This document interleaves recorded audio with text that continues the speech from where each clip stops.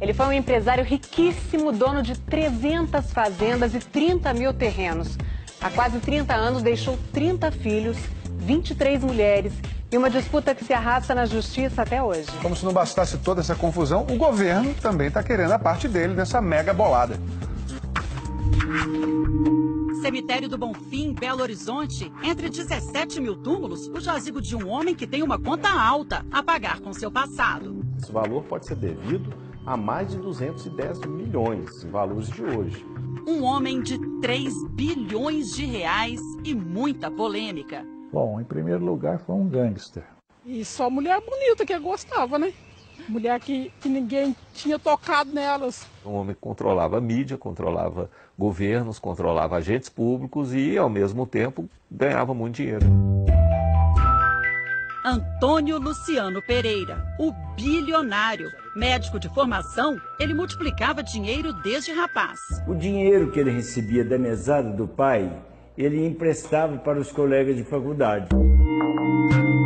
O negócio cresceu. Luciano virou agiota famoso, abriu banco nos anos 50 e construiu um império em Minas Gerais. A maior usina de álcool e açúcar do estado era dele. A principal rede de cinemas também. 300 fazendas, 30 mil terrenos, hotéis de luxo, prédios, casas, tudo dele. Ele, durante muito tempo, foi considerado o maior latifundiário urbano do país. Antônio Luciano tinha tantos imóveis aqui na cidade que ganhou fama de dono de Belo Horizonte. Por isso, o melhor jeito de mostrar o tamanho desse patrimônio é lá do alto, voando. Essa comunidade inteira teve origem em ocupações de terrenos do empresário. Neste ponto, 3 bairros que cresceram em loteamentos dele, entre eles o Dona Clara, uma homenagem à única mulher com quem Luciano se casou. Filhos, ele só admitiu os do casamento. Tu tem quantos filhos? Tenho 3 filhos. Mas o empresário que defendia o controle da natalidade... Tem que combater a natalidade e fazer com que as mulheres tenham menos filhos. Não aplicava na vida pessoal o que defendia nas entrevistas. Uma pessoa que é incontrolável diante do sexo. José Maria Rabelo editava o jornal Binômio, inimigo número 1 de Antônio Luciano, que sempre rebateu as críticas. Eu não tenho tipo, não tenho físico, não tenho nada para ser um conquistador. Toda a vida fui muito sentimental. Mas as 5.000 páginas do inventário de Luciano comprovam. Foram 27 filhos fora do casamento, com 22 mulheres. O bilionário chegou a ter um filho com uma de suas próprias filhas, à época com 14 anos. Um fato provado na justiça e pelo qual Luciano nunca respondeu.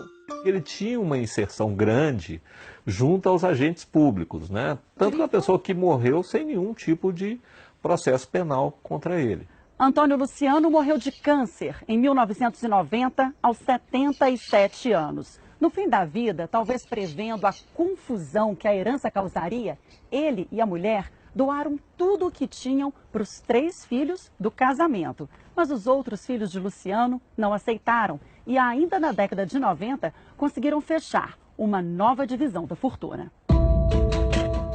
Por esse acordo, os filhos do casamento ficaram com a parte do patrimônio da mãe. A parte do pai foi dividida em cotas iguais. Cada filho reconhecido levou 25 milhões de reais em valores de hoje. Teve até cota de reserva para possíveis novos herdeiros.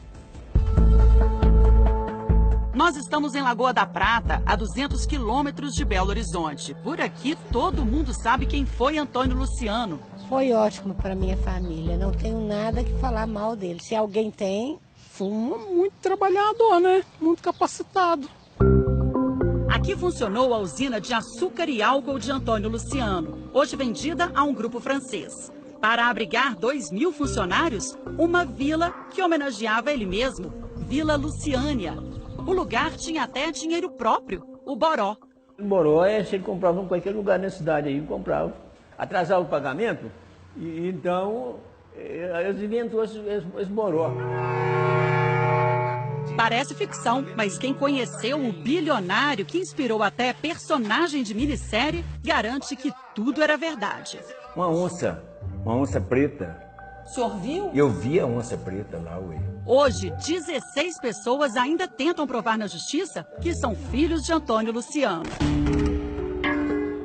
E a novela agora tem um novo capítulo. O governo de Minas está cobrando o Imposto sobre a Herança, o ITCD. É um tributo estadual que é devido em caso de falecimento ou em doação em ato entre vivos. O Estado fez um pente fino no patrimônio dos herdeiros e chegou ao valor da bolada, 105 milhões de reais, que pode dobrar em caso de multa. Hoje deve girar em torno de 2,6 bilhões o valor do patrimônio a ser tributado, que gerou esse valor de 105 milhões do cálculo do tributo, que é 4%. A família não concorda e não quis dar entrevistas sobre o assunto. Em nota, a defesa dos 3 filhos diz que tudo foi pago na época da partilha entre os herdeiros. Os filhos afirmam ainda que preferem não comentar a vida particular do pai. Enquanto o caso tramita em instâncias superiores, o Estado conseguiu bloquear bens e 20% do faturamento de uma das empresas dos 3 filhos oficiais de Antônio Luciano.